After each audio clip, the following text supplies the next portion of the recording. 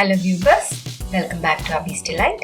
இன்னைக்கு Abizdelight கும்பகோணம் ஸ்பெஷலான Kadapa recipe தான் பார்க்க போகிறோம். இந்த குழம்பு இவ்வளோ சுவையாக இருக்கும்னு நான் சாப்பிடும் போது தான் எக்ஸ்பீரியன்ஸ் பண்ணேன்.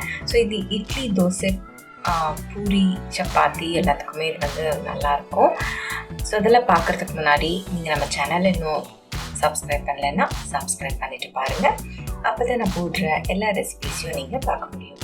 இப்போ கும்பகோணம் கடப்பா எப்படி சேர்த்து பார்க்கலாம் வாங்க. ஒரு குக்கர் எடுத்துக்கோங்க. அதில் நான் 1/2 கப் அளவுக்கு பாசிப்பருப்பு எடுத்துக்கிறேன். ஸோ இந்த பாசிப்பருப்பை தண்ணி விட்டு நல்லா அலசிக்கோங்க. அலசி எடுத்துக்கோங்க. இதை சிலர் வறுத்துட்டு கூட செய்கிறாங்க, பட் அதை அப்படியே செய்யலாம். ஸோ இதுக்கு தேவையான அளவுக்கு தண்ணி விட்டுடுங்க.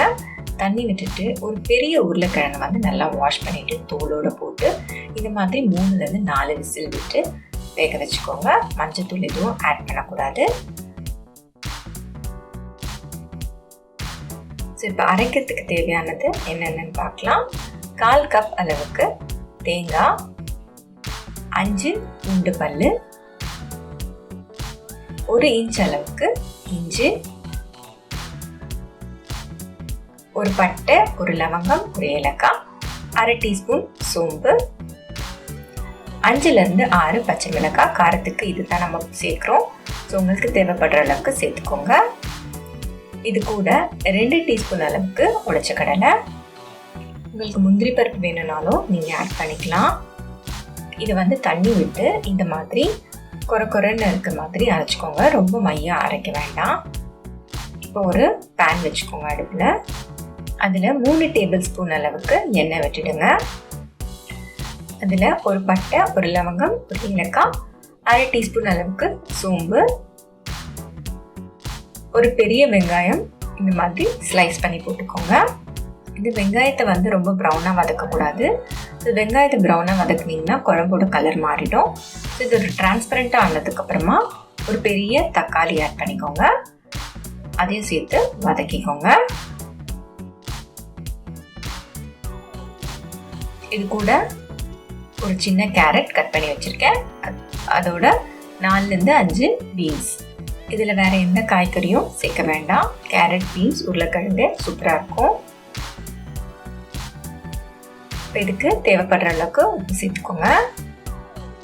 கொஞ்சமாக தண்ணி விட்டு இது வேக விட்டுடுங்க.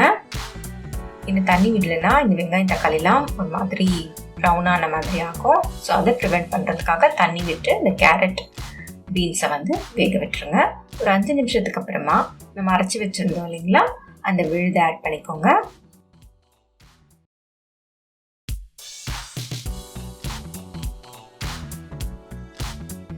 இது கூட வேக வச்சிருந்த உருளைக்கிழங்கை கையில் மசிச்சு இது போல் ஆட் பண்ணிக்கோங்க.